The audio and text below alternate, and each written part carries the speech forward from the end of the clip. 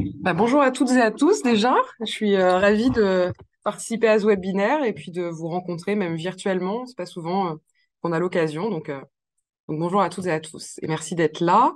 Moi voilà, c'était déjà pour rappeler un peu l'historique du Fonds pour l'Arbre pour ceux qui connaissent pas le Fonds pour l'Arbre et puis rappeler un peu l'ambition qu'il y a derrière. Donc pour rappel, en fait, le Fonds pour l'Arbre, c'est un peu le fruit de notre histoire entre la fac agroforesterie et puis la Fondation Yves Rocher. On a eu pendant près de 13 ans une longue histoire de plantation de haies partout sur le territoire. Et puis, il y a 3 ans, voilà, face à vos ambitions au plus proche du terrain, de toujours planter davantage et des volontés aussi des gestionnaires de haies d'aller plus loin dans leurs projets, on s'est retrouvé un petit peu limité, nous, acteurs tout seuls, mécènes tout seuls, à pouvoir répondre à ces besoins. Et donc, on a eu l'ambition de se rassembler avec d'autres entreprises qui avaient aussi envie de s'investir sur le territoire français. Et on s'est dit, voilà, il faut qu'on fasse profiter de toute cette expertise que vous avez sur le terrain. Donc voilà, faire vraiment profiter à d'autres entreprises à venir se rassembler avec nous et profiter voilà, de l'expertise de la fac agroforesterie et de son réseau. Et donc, il y a eu six mécènes historiques qui se sont rassemblés autour de nous. Vous voyez les logos sur le slide. Et aujourd'hui, on a intégré d'autres mécènes là récemment, donc Caudalie, qui est aussi une entreprise cosmétique, et puis la fondation Petzl, je pense que vous connaissez les équipements de montagne. Donc, ils sont venus aussi grossir le budget. Voilà, l'ambition était de se rassembler pour avoir plus de moyens, mais aussi pour aller plus loin dans les aides qu'on peut proposer. Et donc, on a eu aussi une réflexion avec la fac agroforesterie et les mécènes de comment on peut aussi structurer nos aides à différentes échelles d'action. Donc à la fois sur la question de la plantation, qui continue bien sûr d'être massivement soutenue, mais aussi pour stopper l'érosion des haies. Parce que voilà, notre programme était tourné sur la plantation, mais les rapports récents montrent que la dynamique ne va pas du tout dans le bon sens. Vous connaissez très bien les chiffres, 23 500 kilomètres de haies qui disparaissent chaque année. On s'est échiné pendant 10 ans à planter voilà, des millions d'arbres, mais il faut agir à la racine aussi. Donc, le but, c'est vraiment de soutenir ces outils métiers qui sont développés par la fac agroforesterie, et puis de les perfectionner, bien sûr, de soutenir aussi le matériel végétal local qu'on plante, donc soutenir aussi dans les territoires cette filière, et puis de soutenir aussi donc à l'échelon plus territorial et régional, donc soutenir aussi des postes pour structurer au niveau régional l'action et aussi faire ruisseler toutes ces compétences jusque finalement au destinataire final qui est le gestionnaire de haies et voilà et qui est donc les personnes avec qui vous travaillez. Euh, donc ça, c'était l'ambition du Fonds pour l'arbre. Et puis, on a aussi ce rôle de qu'on appelle porte-voix au sein du Fonds pour l'arbre. Et on essaye de travailler main dans la main avec la fac aussi pour porter la cause de la haie auprès des institutionnels, du grand public aussi. Donc institutionnel, on a envoyé des courriers auprès des ministères, on a participé aussi aux auditions avec les ministères dans le cadre des négociations du PAC, enfin du pacte pour la haie qui est sorti il y a 2 semaines auprès du grand public. Donc ça, c'est vraiment une ambition qu'on porte voilà, petit à petit parce qu'on se concentre, voilà, qu'on essaie d'aller crescendo là-dessus. Mais là, on avait aussi l'envie de développer une plateforme des animations pour s'adresser aussi au grand public et les impliquer dans les chantiers. Et on aimerait aussi aller plus loin dans des campagnes de communication au plus grand public. C'est aussi le savoir-faire en fait des marques qui soutiennent ce fonds pour l'arbre et qu'on aimerait exploiter davantage. Et puis, voilà, bien sûr, dans l'écosystème aussi des entreprises, des fondations. J'étais hier et avant-hier au collectif, enfin, aux rencontres pour la planète du collectif 1% pour la planète. Donc, voilà, à chaque fois de préempter aussi tous ces territoires qui sont plus dédiés aux entreprises pour essayer de rassembler plus de moyens et collecter plus de moyens pour les actions qui sont développées par votre réseau. Et puis, bien sûr, auprès des agriculteurs, donc on participe depuis presque 5 ans, je crois maintenant, au concours général agricole, donc sur les pratiques agroécologiques et qui récompense du coup des pratiques aussi d'agroforesterie et aussi prairies et parcours. Donc c'est aussi voilà l'ambition de valoriser aussi les agriculteurs et de montrer voilà toutes les actions qui sont faites sur le terrain. Donc le mot d'ordre, c'est vraiment le mécénat collectif. Qu'est-ce qu'on entend derrière mécénat collectif? Bah voilà, c'est à la fois bien sûr de se regrouper pour augmenter les moyens, mais aussi d'avoir aussi une vision de ce qu'est un mécène et de partager entre nous aussi ces bonnes pratiques. Donc on s'est doté d'une charte de mécénat, bah voilà, d'essayer de prôner un engagement dans la durée, une forme de constance qui soit à la fois financière, mais aussi dans la réflexion. Donc on a des groupes de travail sur la question, par exemple, du carbone, sur plein voilà, d'innovation aussi qu'il peut y avoir, mais vraiment que les mécènes qui rentrent aussi dans le fond viennent soutenir l'action, mais viennent aussi être vraiment nourris en profondeur et connaissent en profondeur les enjeux pour avoir une forme bah, voilà, de stabilité et d'être vraiment au service de l'action, quoi. Donc, et puis aussi, voilà, d'être aussi dans un principe de coopération et pas de concurrence. C'est pas forcément évident dans le monde de l'entreprise ou du mécénat de changer sa façon de voir les choses et aussi de se dire on peut coopérer sur ces actions-là pour essayer d'avoir un effet levier et plus de poids et de force pour l'action, quoi. Donc mécénat collectif et donc avec bien sûr voilà les principes que j'ai un petit peu dit auparavant, donc cette co-responsabilité, donc à la fois des mécènes et puis aussi bah, de ce qui est fait sur le terrain, d'avoir une forme de qualité aussi et un socle d'outils qui permettent d'assurer cette qualité aussi sur le terrain, donc nous permettre de donner les moyens à ce que bah, voilà, ces actions de qualité se développent, mais aussi d'avoir bah, des labels, des outils qui permettent de nous garantir et de suivre en fait la qualité de ce qui est fait sur le terrain et permettre aussi la pérennité de l'action qui est développée avec cette vision voilà multifonctionnelle, transversale de la haie et que voilà on essaye vraiment de transmettre à chaque mécène qui rentre dans le fond. C'est pas uniquement un bailleur ou un financeur, c'est vraiment quelqu'un qui doit enfin, s'investir en profondeur. La semaine prochaine, on ira mardi, mercredi visiter voilà des filières de valorisation, des filières aussi de production de plants végétal local pour vraiment faire en sorte que voilà, les personnes qui soutiennent le fonds enfin, savent vraiment ce à quoi elles contribuent et pourquoi elles le font, avec l'ambition derrière bah, voilà, de continuer à soutenir massivement des structures. On a plus de 90 structures soutenues avec voilà, plus de 700 000 arbres plantés chaque année, avec l'ambition donc d'avoir 50% de végétal local. Ça, je pense que c'est des points peut-être que vous allez discuter pendant le webinaire. Et derrière, voilà, répondre à ces enjeux bah, que j'ai cité un petit peu avant, donc à la fois bah, accélérer la plantation d'arbres parce que voilà, on a toujours ce patrimoine à reconstituer. Bien sûr, intégrer l'enjeu d'érosion des haies avec les outils qu'on soutient, et puis accompagner donc la montée en compétences voilà, au niveau territorial aussi sur ces outils-là. Et puis faire face, bien sûr, donc à la pénurie de plants. Je pense que ça, c'est quelque chose que voilà, vous devez faire face actuellement. Donc, essayez aussi d'être pas seulement consommateur, mais aussi acteur de la filière végétale locale. Et voilà, développer aussi bah, au niveau régional et national cette filière de plants. Je ne sais pas si vous voulez me compléter, peut-être, Paul ou Isor, sur le fond pour l'arbre, mais voilà, je crois que mon temps est. Enfin, vous avez plein de choses à vous dire, donc je ne veux peut-être pas trop m'étendre non plus, quoi. Merci beaucoup, Marine, c'est parfait. De toutes les manières, s'il y a des questions, n'hésitez pas à les poser euh, dans le chat. Et puis en conclusion, Paul pourra peut-être revenir sur certains points. Alors, merci Marine. Je vais revenir sur l'ordre du jour de cette réunion. Marine Séguret a fait l'introduction de ce webinaire. Maintenant, moi, je vais revenir sur la programmation 22-23 qui vient de se terminer parce que 80% d'entre vous êtes des opérateurs. Donc, parmi nous aujourd'hui, il y a des opérateurs qui étaient dans le programme 22-23 qui s'est clôturé avec les versements qui ont été faits en septembre. J'ai un point administratif à aborder avec vous. Donc, on va commencer par ça et je vais vous faire un point sur les résultats, chiffres clés du programme. Qu'est-ce que, grâce à vous, le programme a pu faire cette année, Bras du Fonds pour l'Arbre a pu faire. Un temps de questions suite à ça.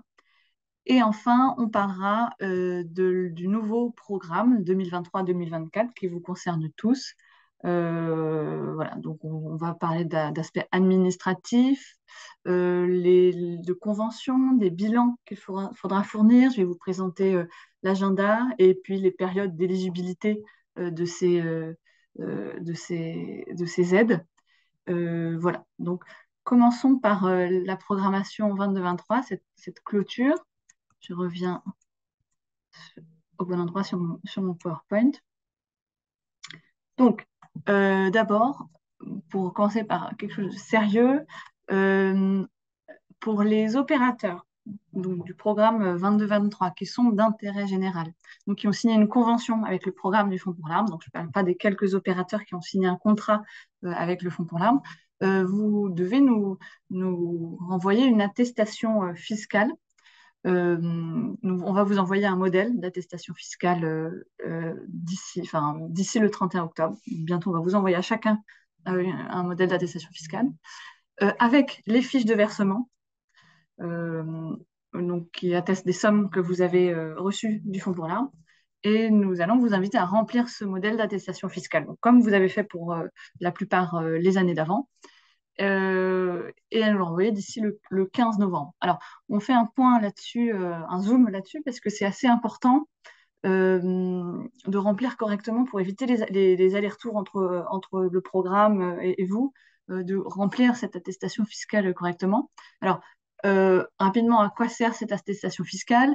Les mécènes versent au Fonds pour l'Arbre des sommes, une enveloppe que nous, on vous reverse à travers, donc, en signant avec vous des conventions de partenariat. Vous êtes les opérateurs d'intérêt général en bas à gauche de la slide. Et à vous, finalement, de remplir une attestation fiscale après avoir reçu ces sommes qui prouvent que l'utilisation des financements perçus est bien dans le cadre de l'intérêt général. C'est à ça que sert cette attestation fiscale. Vous nous la renvoyez bien signée et datée, et nous, on peut ensuite prouver que l'utilisation des fonds est légale. Alors, cette attestation fiscale, elle ressemble à ça. On vous demande de bien sûr remplir le nom de votre structure, l'enveloppe globale que vous avez touchée. Donc ça, c'est en introduction, l'enveloppe globale. Euh, et votre numéro de tirette, l'adresse du siège social, l'objet social. Donc ça, on retrouve dans l'objet social. C'est les statuts. C'est dans vos statuts, c'est ça. Donc l'objet social de la structure. Le statut juridique de la structure, donc ça c'est dans le chapeau bénéficiaire du versement. Là où ça peut se corser, où souvent on a des incompréhensions, c'est dans cette deuxième partie d'attestation fiscale à remplir, deuxième page. Vous avez tous touché entre une à plusieurs aides. Nous avons pré-rempli l'attestation fiscale, donc avec un encart par type d'aide. Et nous avons listé les actions que vous avez menées par aide. Par exemple, aide 1, c'est la première partie de ce document Word. On peut lire mobilisation des agriculteurs. Ou ensuite, participation à des groupes d'échange, réalisation de PGDH. Donc là, on vous invite à effacer ce qui ne vous concerne pas. Si vous avez touché que l'aide 1, vous gardez que cet encart-là et les lignes qui vous concernent et vous mettez bien les sommes en face. 3 sommes sont à indiquer. Si vous êtes concerné par d'autres aides, il faudra remplir, il y a plusieurs pages comme ça, vous gardez seulement les aides qui vous concernent, vous effacez, c'est un document Word, donc c'est facile d'effacer toutes les aides qui ne vous concernent pas et de bien mettre les bons montants en face grâce au fichier de versement que vous aurez reçu, ça sera facile. Alors, si vous avez des questions au moment de le remplir, vous pouvez me joindre, vous avez tous mon numéro dans ma signature de mail. Donc, à n'importe quel moment, moi je décroche si je peux, je réponds, et si vous avez le document sous les yeux, je le remplis avec vous. Voilà. Ce point qui prend du temps, mais qui est important, attestation fiscale, pour clôturer ce programme. La deadline. La deadline, c'est le 15 novembre. Ah non, ouais, un 15 novembre. Et nous, déjà, on va vous envoyer un à un mail avec ce document et les fiches de versement. Donc, c'est des mails particuliers. On va vous envoyer à chacun un mail. Donc, d'ici fin octobre, vous allez recevoir ce mail. Alors, suite à ces considérations administratives, je vais vous faire un bilan rapide, mais important des différentes de ce programme qui vient de se terminer grâce aux actions que vous avez menées vous, 89 opérateurs sur le territoire, avec l'enveloppe que vous avez reçue du Fonds pour l'Arbre. Donc, 89 opérateurs cette année pour le programme passé, répartis sur l'ensemble du territoire. Si on parle de l'aspect plantation, donc, comme rappelait Marine, hein, l'ensemble des aides, 7 aides ont été sollicitées, 7 types d'aides différents. C'est des aides qui sont complémentaires, qui sont diversifiées et qui visent à porter un projet global autour de la haie. La première aide qui touche à la plantation a permis de planter 409 461 arbres, dont 49% végétal local. C'est 176 essences différentes qui ont été plantées sur 1132 sites de plantation et auprès de 1009 bénéficiaires, donc planteurs. Et ces 59% de ces bénéficiaires, de ces planteurs, sont des agriculteurs. Une carte des différents sites de plantation, répartition des sites de plantation sur le territoire. Et ici, une sélection des 20 essences les plus représentatives dans les bilans que vous nous avez fournis. Toutes ces informations que vous pourrez retrouver dans le rapport du Fonds pour l'Arbre qui sera à télécharger sur le site internet après sur le site du Fonds après ce webinaire. Vous pourrez retrouver donc tout le rapport et ces éléments en direct. En ce qui concerne les aides que vous avez employées pour mener à bien le déploiement de la filière du label haie, donc de la gestion durable. Les chiffres à retenir, c'est que vous avez été 23 référents régionaux dans 11 régions différentes et vous avez été soutenu financièrement pour réaliser une mission d'accompagnement d'agriculteurs dans la gestion durable de leurs haies. Vous avez mobilisé, les 23 référents régionaux ont mobilisé 555 agriculteurs. Vous avez réalisé 112 pré-audits avant que ces agriculteurs puissent rentrer dans le label. Vous avez mobilisé 315 techniciens, 175 élus, 5 structures sont engagées dans les PSE et vous avez développé 3 filières de bois énergie.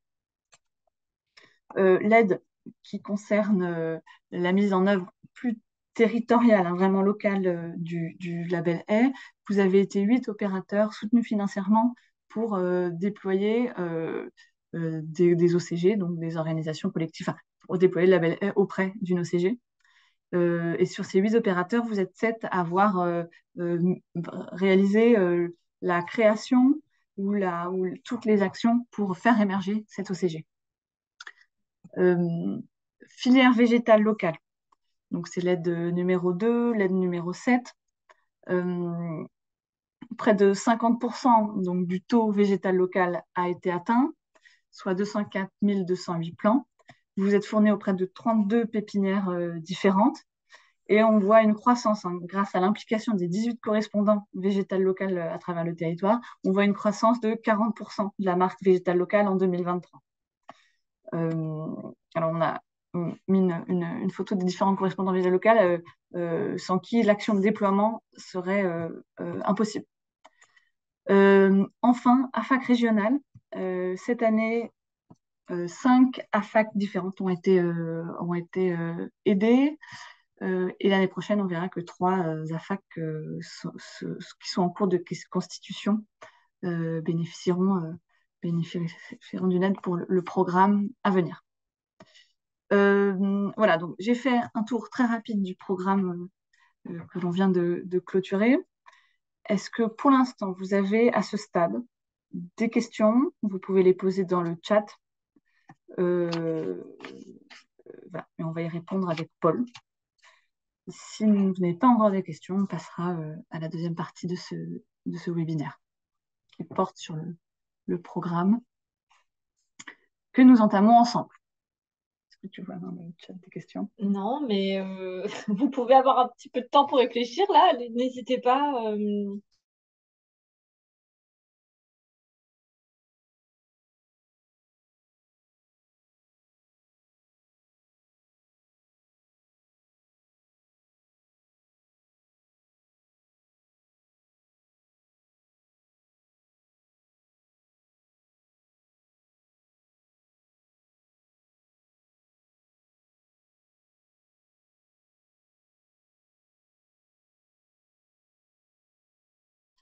Parce qu'on ne voit pas, sinon. Pardon, on partage un micro avec Paul, donc vas-y Paul, je t'en prie. Oui, donc je disais, est-ce qu'il y a des points que vous souhaiteriez que l'on détaille un peu plus, qui vous semblent importants à préciser, qui vous intéressent, voilà. Parce que, bon, le rapport est beaucoup plus fourni, hein, vous allez voir, hein. Il a été écrit à plusieurs mains au sein de la fac nationale, donc avec Isor, Baptiste et puis Maxime, hein, sur Végétal Local, les AFAC régionales, Emma sur Végétal Local, sur le label E. Puis avec la réalisation de Clara et Maya pour la mise en forme et les schémas. Donc c'est plein de mains qui se sont succédées sur ce rapport grâce à tous les bilans que vous avez pu envoyer. Donc merci pour la qualité aussi de vos bilans parce qu'ils augurent la qualité derrière du rapport. Ah, donc voilà, une première question. Merci Mariette. Donc quand vous parlez de 40% de croissance de la marque végétale locale, cela correspond à quoi? 40% en plus de pépinières?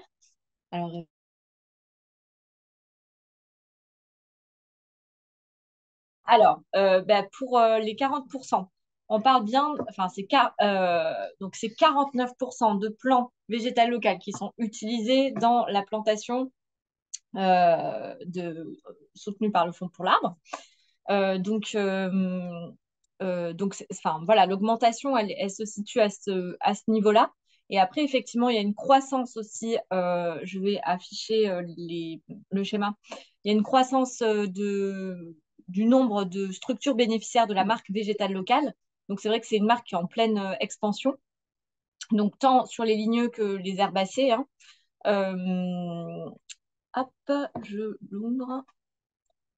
Et il y a aussi effectivement une augmentation du nombre de pépinières grâce à l'action des correspondants locaux végétal local qui ont permis alors Isa, si je peux prendre le partage d'écran, qui ont permis également de diversifier l'offre de plants un plus proche de chez vous, souvent. Et donc, c'est vrai que quand on compare les cartographies des pépinières par rapport au programme précédent, on a beaucoup plus de pépinières qui se sont implantées dans les territoires. Donc, ça, c'est vraiment très intéressant de voir cette diversification de fournisseurs de plants. Donc là, on est à 32 pépinières qui fournissent, enfin, auprès de qui vous êtes adressé pour obtenir des plants en végétal local. Voilà. Donc, l'augmentation, elle se situe au nombre de pépinières, mais du coup aussi au nombre de bénéficiaires. Et donc là, c'est la croissance de bénéficiaires de la marque végétale locale. Et donc, on est une croissance forte. On a plus de 250 bénéficiaires qui seront atteints prochainement. Donc, c'est prévisionnel, mais c'est un prévisionnel plutôt assez sûr. Évidemment, enfin, la marque végétale locale est propriété de l'OFB, portée par l'OFB, donc c'est eux qui gèrent la marque, mais nous, on siège au comité de marque. Et depuis peu, des mécènes du Fonds pour l'arbre également, donc avec la Fondation Yves Rocher et puis la Fondation Nature et Découverte pour représenter aussi le Fonds pour l'arbre dans cette entité, parce que on est un des premiers programmes national prescripteurs de végétal local. On donne quelque part aussi voilà, un modèle aussi à suivre pour d'autres programmes régionaux ou nationaux. Et en termes de trajectoire d'intégration de végétal local. Et c'est aussi l'occasion de montrer tout ce qui est fait par les correspondants locaux végétal local en ligne, mais aussi euh, tout ce qui est fait dans les territoires à travers l'aide 2 et l'aide 1 bonus. Alors, on a une question sur le budget, si le budget a augmenté par rapport à l'année dernière. Oui, le budget a augmenté par rapport à l'année dernière. Aujourd'hui, je vais vous sortir les chiffres précis, mais effectivement, on a une augmentation significative, d'une part par l'intégration de nouveaux mécènes, comme Caudalie ou la Fondation M6, c'est ce que disait Marine en introduction, mais aussi par l'augmentation de la dotation de certains mécènes comme Caudalie entre 2022-2023 et 2023-2024, où on a une augmentation là aussi significative. Donc l'année dernière, alors je vais vous faire sur 3 ans. Donc en 2021-2022, nous étions à 946 000 euros de budget global de recettes. En 22-23, on est à 1 067 000 euros. Donc on a passé la barre des millions. Et sur 23-24, on est à 1 186 000. Et puis les projections à venir 24-25, alors on a des conventionnements pluriannuels, ce qui apporte beaucoup de stabilité, de solidité à ce programme. On essaye de l'avoir pour l'ensemble des mécènes. Et puis les mécènes qui l'ont déjà mis en place depuis longtemps, essayent d'accompagner les autres mécènes à aller sur cette démarche. Bon, c'est pas valable encore pour tous, mais c'est en cours. Ça prend du temps, donc on espère déjà avoir le maintien et la stabilité, et puis arriver à monter en puissance avec l'intégration de nouveaux mécènes. Mais on ne peut pas encore trop vous dire les perspectives, au moins le maintien du budget, mais on espère aussi des perspectives sur 24-25. Alors on est en croissance progressive, ce n'est pas des sauts, pour pas déstructurer aussi l'action locale. Et donc, il y a une question complémentaire, c'est vu que l'enveloppe augmente, qu'en est-il pour les enveloppes destinées aux opérateurs de l'arbre et leurs actions de plantation? Alors, comme on l'a expliqué à la fois Marine et puis Isor, on est à la fois sur des aides, il y a une diversification des aides, comme vous l'avez constaté. Il y a vraiment un enjeu de pouvoir soutenir d'une part l'action régionale avec les AFAC régionales qui se sont créées récemment et celles qui sont déjà constituées et ont des salariés. C'est vraiment une échelle indispensable pour négocier des politiques publiques. Vous savez que le pacte va arriver bientôt, qui va se décliner en plan. Et c'est des échanges et des négociations qui vont avoir lieu en région. Et là, la présence des AFAC régionales sera décisive. Donc, il y a une importance grande. Je pense que Sandrine, tu pourras aussi témoigner. Il y a Pascaline sur l'importance d'avoir aussi un salarié dans ces AFAC régionales pour animer. Donc, c'est pas tout d'avoir une gouvernance, il faut aussi des salariés. Donc, le Fonds pour l'arbre est vraiment là pour consolider ces postes qui sont souvent difficiles à négocier, d'avoir les financements publics. Faut aller les chercher, c'est pas facile, surtout quand on émerge. Donc, il y a cette volonté de soutenir l'échelon régional, AFAC régional, mais aussi référents régionaux label et correspondants locaux végétal local, parce que c'est ce qui permet aussi de former, de transmettre les outils, les méthodes d'animation, d'aller chercher d'autres moyens pour déployer ensuite dans les territoires. Donc cet échelon régional aussi thématique végétal local ou label est aussi très important. Là aussi des difficultés à trouver des financements. Donc pour passer à l'échelle et permettre le déploiement des outils, le soutien de cet échelon-là est très important. Donc, il a été renforcé pour 23-24 avec des augmentations d'enveloppe et un rééquilibrage entre action de gestion et action de plantation. Parce qu'aujourd'hui, la plantation est extrêmement soutenue, va l'être encore plus avec le pacte en faveur des haies, c'est sûr. Et par contre, pour la gestion, c'est toujours le parent pauvre, alors que c'est une priorité absolue pour maintenir le linéaire de haies existant et pouvoir le restaurer et retrouver un bon état écologique. Comme l'a dit Marine, c'est une préoccupation majeure des mécènes aussi qui portent ce fonds. Donc, effectivement, on assiste aussi à un rééquilibrage entre action de plantation et action de gestion. Il y a peut-être une dernière question avant qu'on vas-y. continue. Y a-t-il une stratégie d'accompagnement auprès des pépinières pour éviter les pénuries de plants? Enfin, les pénuries de végétaux, végétal local. Effectivement, alors ça, c'est toute l'action des correspondants locaux végétal local. Donc, si on a dans la salle, ils peuvent réagir. Mais effectivement, avec l'outil notamment PépiCollect pour gérer la collecte de graines. Et puis, d'autre part, en pépinière, travailler surtout avec des contrats de culture. Donc, plus il y a de pépiniéristes aussi installés de proximité avec qui vous pouvez engager des vrais partenariats de production pour anticiper la demande.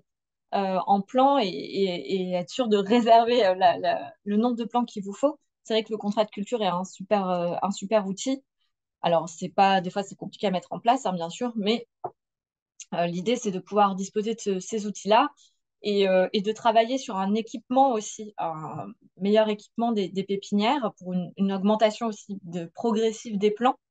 On a fait aussi ces projections, notamment par rapport au pacte en faveur des, pour qu'il y ait aussi ces trajectoires en termes de production végétale locale qui soient inscrites dans les programmes, pour qu'il y ait aussi une anticipation au sein des pépinières. Voilà, donc c'est un peu tout ça, c'est avoir à la fois la stratégie, à la fois se dire de quels moyens doivent disposer les pépinières pour s'équiper en matériel nécessaire, travailler sur des contrats de culture et, euh, et de la prévision aussi de collecte. Alors, je ne sais pas s'il y en a qui veulent compléter en termes pour ceux qui sont correspondants locaux, végétal local. Alors, c'est pas ma partie spécialiste. Voilà, végétal local, c'est essentiellement Baptiste et Benjamin maintenant qui a rejoint l'équipe. Donc, j'essaie de répondre au mieux à ces questions-là, mais du coup, d'autres collègues peuvent compléter. S'il y en a, vous pouvez lever la main. Sinon, ça vous semble convenir. Ouais, Sandrine. Alors, est-ce qu'on dispose de modèles de contrat de culture? Donc, on avait travaillé des modèles de contrat de culture. Pour ça,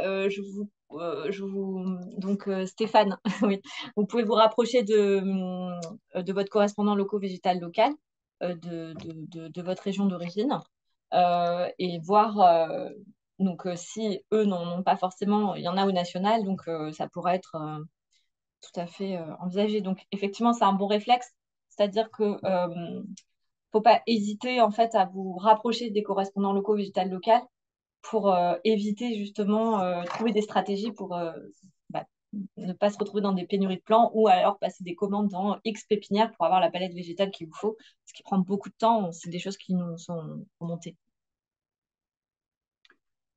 Alors, oui, il y a Sandrine. Alors, je fais une dernière. Oui. Qui dit, merci Sandrine. Donc, alors, l'augmentation de l'enveloppe de l'aide aux AFAC régionales a notamment permis en Pays de la Loire d'acquérir une tablette terrain PGDH pour la mettre à dispo de nos adhérents formés à l'outil. Très bien. De l'investissement. Et oui, Ouais. puis, beaucoup de formations. Là, Sandrine, à l'échelle des Pays de la Loire, des programmes de formation impressionnants. Alors, les micro-forêts ne sont pas éligibles au programme du Fonds pour l'Arbre, donc je ne sais plus où est la question là, des micro-forêts, là, je ne sais pas pourquoi, mais en tout cas, ce n'est pas éligible. Donc, Zoé, j'espère que j'ai répondu aussi à ta question. Voilà. Mais en tout cas, ce qu'il faut anticiper aussi, c'est cette question de toujours aussi de la complémentarité entre le programme Fonds pour l'Arbre par rapport à des programmes publics qui arrivent, notamment national avec le programme du pacte en faveur des haies, ce sera sa déclinaison. Et là, il y aura aussi un réajustement. Faut prévoir un réajustement, on ne sait pas lequel, mais l'idée c'est que ça soit complémentaire et non sur le chevauchement. Et donc pour qu'il y ait une allocation des fonds qui soit le plus efficace pour vous par rapport à des manques et par rapport aux enjeux de la haie. Donc voilà, on va réfléchir une fois qu'on en saura plus sur la maquette financière du pacte. On retravaillera ça avec la commission de fonds pour l'arbre au sein de la fac et avec les mécènes. Alors, je me permets de continuer. On a un deuxième temps de questions après, à la fin de ce webinaire. Alors là, on va se concentrer un peu plus sur la programmation, donc ce soit le nouveau programme 2023-2024 qui s'ouvre. Vous n'avez pas encore reçu de convention, vous allez recevoir chacun votre convention ou votre contrat à la fin du mois d'octobre pour à nous renvoyer, signer le 15 novembre. On n'a pas pu avant vous envoyer, le temps de clôturer ce programme 22-23, on n'a pas pu vous envoyer les conventions. Alors, voilà. Concernant cet appel à projet qui a été lancé au printemps, 112 structures, 112 opérateurs ont déposé des dossiers et donc ça a donné 182 dossiers à étudier puisque vous êtes nombreux à avoir demandé plusieurs types d'aides. Donc, vous avez rempli un dossier par type d'aide. 5 jurys de sélection, donc composés de mécènes observateurs, de membres de la commission du Fonds pour l'Arbre, de la fac, d'opérateurs tirés au sort, se sont penchés sur chaque dossier pour faire une sélection, faire une notation et attribuer des montants d'aide. Donc, 94 opérateurs sont lauréats cette année. Vous êtes 94 dans le programme. Le nombre d'arbres conventionnés, donc on verra après au bilan si tout est réalisé, mais le nombre d'arbres conventionnés est de 418 637 arbres, dont 209 318 végétales locales. 35 d'entre vous vont bénéficier de l'aide au développement de la filière végétale locale, donc l'aide 2. 16 d'entre vous ont une aide pour assurer le déploiement du label haie. 14 d'entre vous ont une aide pour être référent régional label haie sur l'ensemble du territoire. 5 AFAC régionales sont soutenues et 3 AFAC régionales sont en cours de constitution cette année. Alors, le processus de sélection, là, on a mis dans ce tableau l'ensemble des critères qui sont pris en compte par les membres du jury, qui ont une grille de notation sous les yeux. D'abord, en rouge, on a mis les critères qui font que le dossier est automatiquement éliminé. Ça a été très peu le cas si ces points ne sont pas remplis, c'est-à-dire avoir un minimum de 5000 arbres demandés en ce qui concerne l'aide numéro 1, donc des projets qui sont ambitieux, qui sont conséquents, avoir un minimum de 50% de végétal local, donc être en mesure de pouvoir fournir 50% de végétal local, disposer de références antérieures, ne pas être primo-planteur, et avoir un nombre minimum de points, c'est sur 50 points cette notation, cette grille de notation. Ça, c'est des critères éliminatoires. Et ensuite, vous voyez un certain nombre de pourcentages et de points sont attribués. Le jury regarde la qualification du projet global de la structure. Quel est le projet global de la structure? Le jury regarde aussi les caractéristiques techniques des plantations accompagnées avec des questions, vous avez vu cette année, il y avait des questions très précises sur le paillage, sur les dispositifs à mettre en place en cas d'implantation en parcelle pâturée. Donc là, on parle encore de l'aide plutôt 1, mais vous êtes nombreux à la solliciter. Donc, c'est autant de questions. On vous demande des réponses le plus précises possible pour pouvoir que le jury puisse voir et juger des caractéristiques techniques de la structure, des compétences techniques. Autres grands axes évalués par le jury, c'est des dispositifs mis en place pour la pérennité de la haie implantée. Donc, qu'est-ce que vous mettez en place en termes de gestion, voire de valorisation? Autre axe, c'est l'évaluation des ressources humaines mobilisées. C'est un axe assez important. On regarde les projets de montée en compétences des techniciens, le pourcentage d'ETP consacré. Et du coup, on compare vraiment le projet que vous comptez faire financer par le Fonds pour l'Arbre, donc vous l'avez décrit. Est-ce que c'est cohérent avec le pourcentage d'ETP mobilisé pour l'arbre et la haie et sur le dossier du Fonds pour l'Arbre? Et enfin, le jury évalue la solidité administrative et financière du dossier, donc une bonne complémentarité des financements. Et voilà. Et on regarde aussi avec des petits points il y a des points pour la régularité et la bonne communication avec le Fonds pour l'Arbre. C'est-à-dire si vous rendez bien à temps l'ensemble des pièces, pour pas qu'on passe trop de temps à courir après ces éléments. Et voilà. Donc, comme ça, vous avez une bonne vision de ce qui est regardé par les jurys, même pour du coup un appel à projet en mars de l'année prochaine. On lancera le prochain appel à projet. Vous savez bien que c'est un appel à projet annuel. Donc, c'est tous ces critères qui sont regardés. Alors, concernant les différentes aides, dans le règlement, vous avez pu voir toutes les dépenses qui sont éligibles. Et si vous avez des questions par rapport aux dépenses éligibles concernant les aides que vous touchez, déjà vous pourrez vous référer à ce fameux règlement que vous avez tous lu avant de répondre à l'appel à projet. Ensuite, dans les conventions et les contrats que vous allez recevoir fin octobre, vous aurez également toutes les dépenses éligibles. Et ensuite, on reste toujours joignable. Moi, je suis toujours joignable pour répondre à toutes les questions pendant toute l'année au sujet du Fonds pour l'Arbre. Voilà, pour qu'on fasse ça ensemble. Alors, la numéro 1, les dépenses éligibles, c'est la mobilisation des agriculteurs. l'animation de collectifs de gestionnaires de haies, donc de planteurs, la réalisation de PGDH pour assurer la montée en compétences, la gestion suite au temps de plantation, les conseils qui sont donnés dans le cadre des déplacements de haies de la BCA 8, l'organisation de chantier, l'organisation de formation technique liée à la plantation, puis liée ensuite à la gestion, les tailles, les différentes tailles et entretiens, l'achat de matériel qui sont nécessaires pour l'animation, l'accompagnement à la réalisation des travaux, la réception des chantiers, le suivi des plantations, l'instruction du dossier administratif. Donc vous voyez, c'est vraiment une animation globale qui est financée, c'est pas juste des plans. Donc il faut profiter de cette aide qui est vraiment complémentaire à la plupart des aides qui financent simplement de la plantation pure. L'aide numéro 2, donc déploiement de la filière végétale locale, c'est principalement du temps qui est financé, c'est le temps de participation de l'opérateur à des réunions régionales pour la réflexion autour de la filière végétale locale, pour aider à sa structuration. C'est du temps passé à sensibiliser des pépiniéristes, un temps de travail en coopération interstructure à l'échelle régionale pour trouver des solutions ensemble pour pouvoir déployer la filière et se fournir plus facilement. C'est la mise en œuvre des actions territoriales et la collecte de graines, la formation de bénévoles à la collecte de graines, etc. Alors, il y a un gros point de vigilance que vous voyez sur cette slide, c'est que l'aide ne peut pas être versée directement, ne peut pas être versée directement à un tiers, donc à un agriculteur, ni partiellement, ni intégralement, ça ne serait pas d'intérêt général. Et autre chose,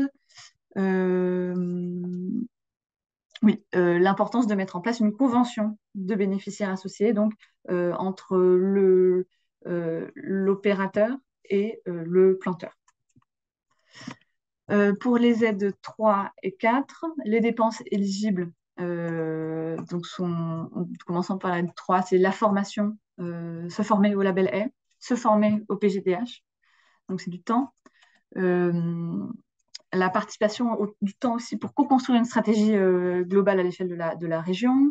C'est l'achat de tablettes numériques, comme nous disait Sandrine en Pays de Loire, juste avant, l'animation à la gestion durable, l'accompagnement à la constitution d'OCG, la formation technique sur des solutions pour améliorer les pratiques de gestion, la mobilisation d'entreprises sur le thème du label A, la mobilisation d'élus et la promotion du label A, quelle qu'elle soit. Donc ça, c'est des éléments qui sont éligibles aux dépenses. Et ces éléments-là sont des éléments qui sont regardés au bilan. Donc, le nombre de formations, le temps passé, comment a été fait la promotion du label A. Voilà. Donc, vous pouvez choisir certains de ces aspects pour déployer le label A. Et ces aspects seront financés.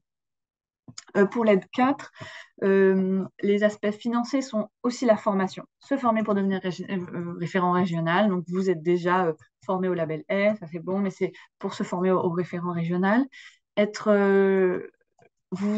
C'est du temps pour être l'interlocuteur privilégié en région du label A. Donc, vous recevez énormément de sollicitations. C'est ce temps passé à y répondre.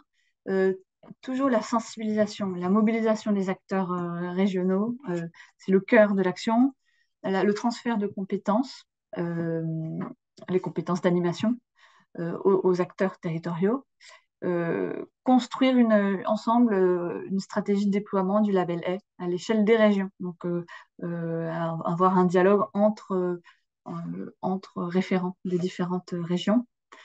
Et enfin, participer au groupe de travail national de la BL. Il y avait une réunion cette semaine, par exemple. Et enfin, les aides de 5 et 6. Oui, c'est ça. Bon, voilà, on se comprend. Les aides 5 et 6 sont à destination des AFAC régionales pour les aider à se constituer ou pour les aider à financer des postes de coordinateur. Paul rappelait l'importance primordiale de ces postes. Alors, le calendrier administratif 23-24, c'est un point important.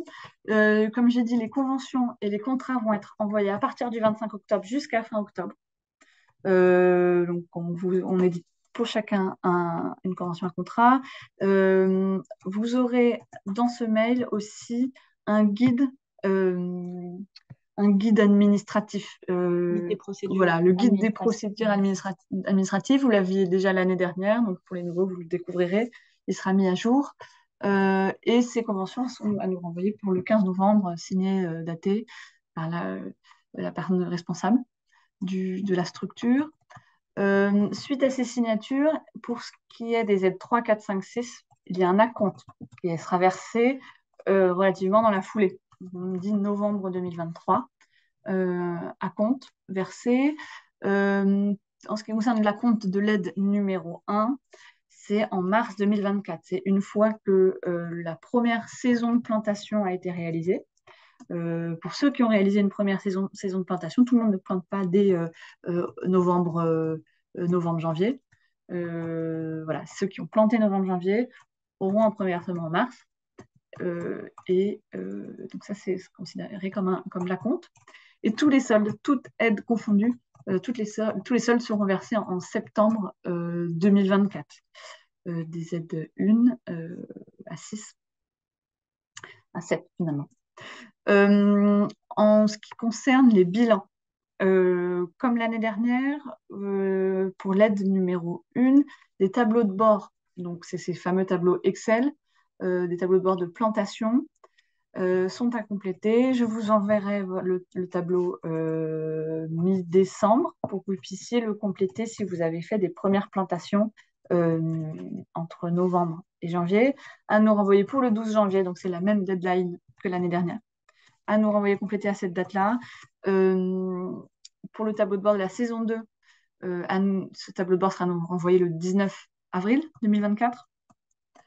Et en ce qui concerne les aides 2 à 6, on va vous envoyer des trames qui ressembleront aux trames que vous avez remplies, ces documents Word l'année dernière, et nous vous les enverrons en mars, et ils sont à remplir ces bilans pour le 3 mai 2024.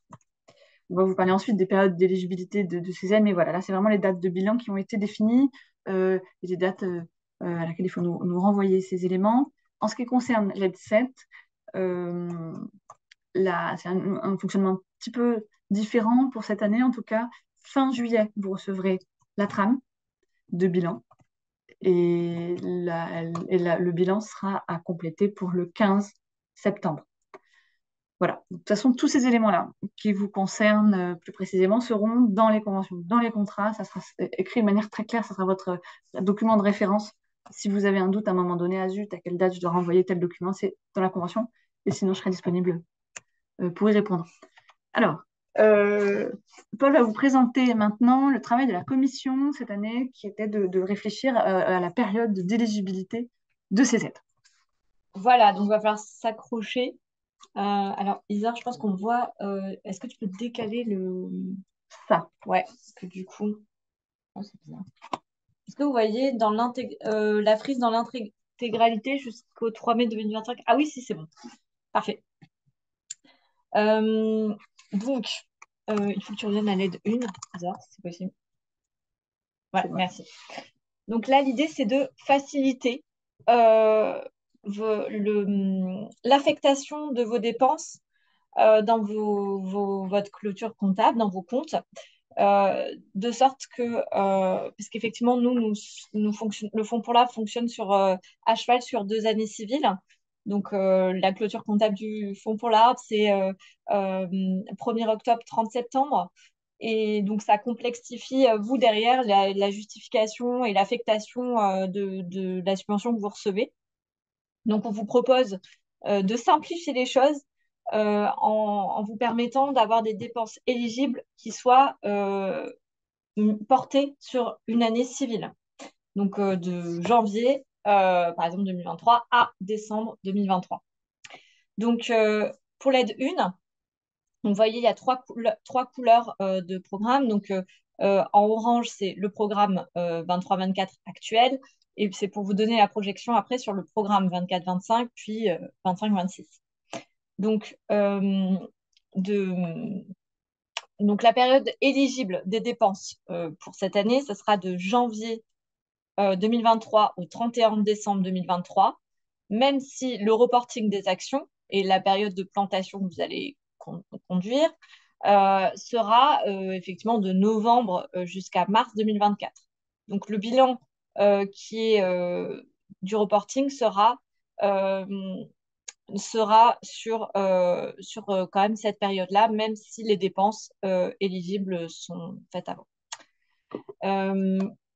Du coup, pour qu'il n'y ait pas après de chevauchement sur les périodes d'éligibilité, l'année suivante, donc l'appel à projet sera lancé en mars 2024 pour le programme 24-25 avec une réponse en juillet.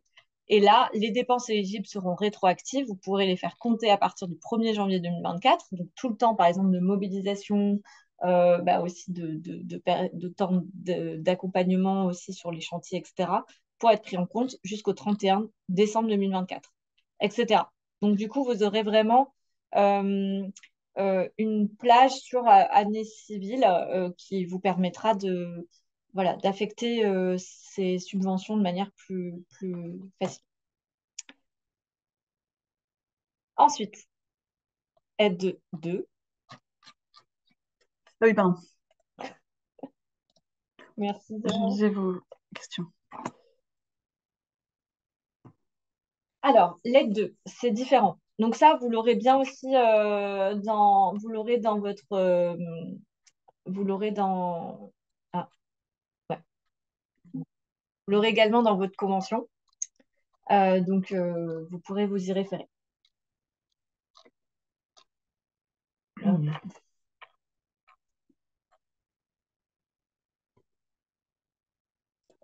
Voilà.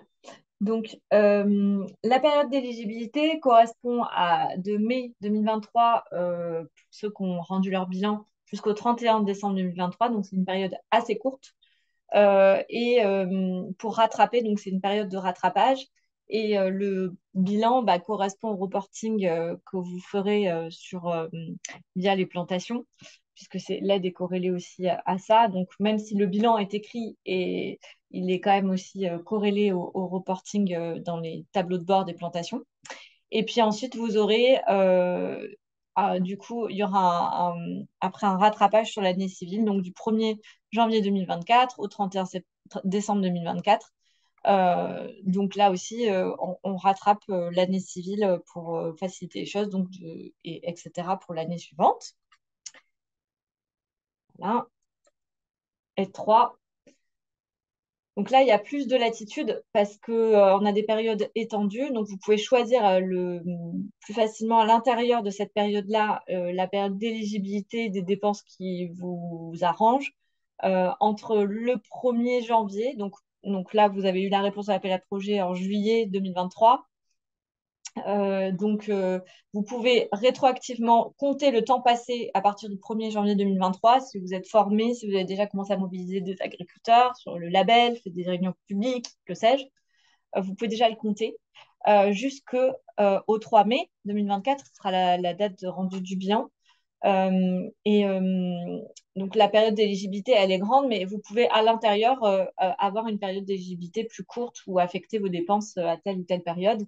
Voilà. Donc, c'est une période de 16 mois, mais si effectivement vous attendiez d'avoir la réponse à l'appel à projet pour commencer les actions ou par rapport à des partenaires, etc., vous pouvez commencer plus tard, en novembre par exemple, ou jusqu'au 3 mai.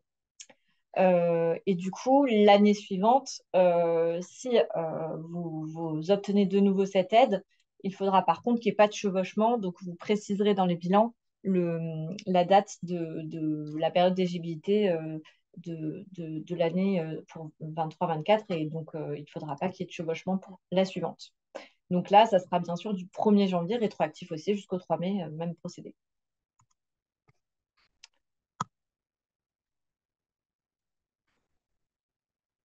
Voilà. Aide 4.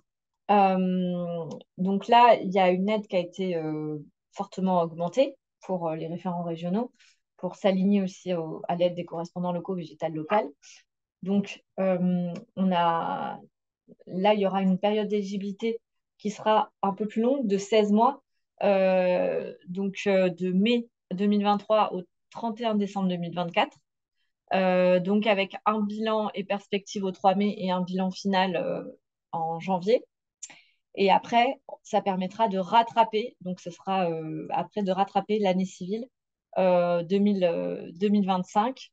Donc, vous aurez le lancement de l'appel à projet toujours en mars 2024 avec la réponse en juillet. Donc, dès juillet, vous pourrez savoir voilà, que vous aurez l'aide à partir de janvier 2025. Donc, ça vous permettra d'avoir aussi une sécurisation sur les projections à venir sur l'obtention de l'aide et du soutien financier. Pour aide 5 et 6, donc là, c'est le même calendrier. Donc là, ça va être une période d'éligibilité assez concentrée pour ensuite rattraper l'année civile. Donc de mai à décembre 2023. Une période de 8 mois. Et ensuite de janvier à décembre 2024. Donc là aussi, ça sera rétroactif. Donc à partir de... Donc cette aide, elle est forcément acquise dès qu'il y a une AFAC régionale. Donc vous savez que vous pouvez faire compter vos dépenses à partir du 1er janvier 2024 pour les faire aller jusqu'au 31 décembre 2024. Donc voilà. Et après, sur l'appel à projet 25-26, ça sera la même chose de 12 mois. Donc,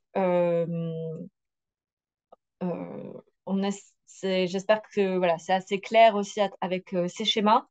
Là aussi, si vous avez des difficultés ou des cas particuliers, ben, vous pouvez nous les faire remonter pour qu'on trouve une solution s'il y a un souci, évidemment. Donc là, c'était la volonté de pouvoir bien clarifier les choses en termes de période d'éligibilité, parce qu'on commençait à nous poser ces questions-là, en termes aussi de rendu parce qu'il y aura un budget stabilisé à remettre, un bilan financier à remettre à la fin aussi au moment des bilans. Donc ça vous permettra d'avoir quelque chose de clair. Oui, vous pouvez poser toutes vos questions à ce sujet dans le chat et puis à la fin de cette présentation, on pourra en reparler si besoin. Pour répondre à toutes vos interrogations. Voilà, alors là, en ce qui concerne les bilans, donc on a une question dans le chat. En effet, pour l'aide numéro 1, le tableau de bord saison 1, puis le tableau de bord saison 2, ça sera exactement le même tableau de bord. Donc, je vous l'enverrai bien en 2 versions pour pas qu'il y ait de problème un peu logistique, Excel et je crois que c'est ODT. En tout cas, 2 versions en fonction des types de logiciels que vous utilisez. Bien respecter les menus déroulants, bien respecter les formules et bien mettre le nombre de plans, les plans qui concernent, qui sont comptabilisés dans la convention, qui concernent le programme du Fonds pour l'Arbre. Parce que derrière, il y a un enjeu, c'est que nous faisons l'agrégation de toutes ces données. Il y a un travail phénoménal pour savoir ensuite ces 409 000 plants qui ont été plantés par vos soins, dont la plantation a été accompagnée par vos soins. Quel est le contexte de ces plantations, et on peut en tirer énormément d'informations qui sont passionnantes et que vous retrouvez dans le bilan qui sera le rapport du Fonds pour l'Arbre. Donc on a vraiment besoin que ce bilan soit bien rempli, mais vous le faites tous beaucoup très bien. Donc voilà, je vous enverrai ça mi-mars, n'importe quoi, mi-décembre. En ce qui concerne les autres trames de bilan, les aides 2 aux aides 7, les trames pourraient un tout petit peu être modifiées par rapport à celles de l'année dernière, mais ça reste, ce sera le même concept. On vous demande des réponses c'est des questions assez fermées avec des réponses précises à nous donner sur les actions que vous avez menées dans le cadre de chacune des aides que vous avez touchées. Et pareil, on peut comme ça vérifier ce qui a été fait par rapport à ce que vous avez prévu dans les dossiers de demande d'aide. Et on peut ensuite étudier et transformer ces informations pour le rapport d'activité pour qu'il y ait une vitrine de toutes les actions que vous avez pu mener. Alors, fiche de suivi, vous êtes très nombreux à avoir reçu une fiche de suivi. Alors, malheureusement, j'ai pas pu terminer, j'ai pas pu envoyer à chacun sa fiche de suivi. Vous êtes une trentaine à ne pas l'avoir reçue, mais c'est une priorité dans mon agenda pour la semaine prochaine. C'est suite au jury. Les jurys ont émis des avis à l'étude de chacun de vos dossiers. Et on s'est dit que c'était, enfin la commission du Fonds pour l'Arbre de la Fac s'est dit que c'était très intéressant de pouvoir vous restituer ce qui s'est dit au sein des jurys. Donc il y a toujours eu des points forts qui ont été soulevés, des points d'attention qui sont ni négatifs ni positifs ou qui peuvent être l'un ou l'autre, mais des points remarquables à remarquer et enfin des évolutions possibles et qui seraient attendues dans le cadre du Fonds pour l'Arbre. Alors soit c'est des évolutions qui sont à mener dans l'année, soit c'est des évolutions long terme. Donc, pour ceux qui ont reçu ces fiches de suivi, qui ont des questions à leur sujet, il ne faut pas hésiter à revenir vers nous par mail ou par téléphone pour dire voilà, ça j'ai pas compris. Voilà, on est là pour ça aussi. C'est le reflet de ce qui s'est passé au sein des jurys. Donc l'idée finale, hein, c'est une montée en compétences et une mise en, enfin, vraiment une mise en réseau. Donc, l'idée, c'est de ne pas hésiter si vous y a des questions sur des questions techniques ou des questions d'approvisionnement, de se tourner vers d'autres opérateurs du Fonds pour l'Arbre. La carte des nouveaux opérateurs a été mise sur le site, donc sur le site du Fonds pour l'Arbre. Se tourner vers vos collègues et si vous avez une AFAC régionale, vers ces AFAC régionales pour un peu une homogénéisation de toutes les manières de faire voilà, entre vous. Voilà, alors oui, une chose, c'est qu'en ce qui concerne les évolutions qui sont attendues, au moment du bilan, dans ces fameux documents Word dont on parlait, il y aura un encart qui vous demandera, concernant les évolutions attendues, qui vous ont été communiquées dans la fiche de suivi, quelles actions avez-vous mis en place pour pouvoir y répondre? Donc, ça, c'est important à avoir en tête et avoir ces pistes d'évolution qui ont été proposées par le jury, les avoir en tête et puis pouvoir, au bilan, faire état des actions qui ont été mises en place pour y répondre. Voilà. Pareil, si vous avez des questions à ce sujet, n'hésitez pas à les mettre dans le chat. Cette année, donc, je vais être l'interlocutrice principale comme l'année dernière, du programme, à cette adresse que vous avez sous les yeux, Programme Fonds pour l'Arbre. Il y a également une alternante, Andrea Gobillard. Certains d'entre vous ont déjà commencé à recevoir des mails de sa part. Elle utilise aussi l'adresse Programme. Et donc, vous verrez dans son adresse mail, c'est bien Andrea. Elle est là 2 semaines par mois et elle va venir m'épauler sur toutes ces missions de suivi, de réception des bilans, de relance. Voilà, c'était nécessaire pour pouvoir suivre toutes vos actions et pouvoir répondre au plus vite et au mieux à toutes vos demandes, d'être épaulée. Et une personne en charge de l'administration qui travaillera pour la fac agroforesterie. Vous êtes peut-être nombreux à connaître Marie-Hélène, mais une personne viendra travailler pour la fac agroforesterie au poste d'administration et viendra aussi soutenir le Fonds pour l'Arbre sur l'aspect très administratif, versement, facture, etc. Donc bientôt, vous recevrez également des mails du programme du Fonds pour l'Arbre, mais d'une personne qui sera recrutée au poste administratif. Voilà. Et Paul Pointreau, bien sûr, responsable stratégie du programme du Fonds pour l'Arbre. Cela ne change pas. Voilà, on a fini pour la présentation, l'introduction de ce programme cette année avec ses aspects administratifs. On vous écoute. Si vous avez des questions, vous pouvez les poser dans le chat et on les relaie et on y répond avec Paul.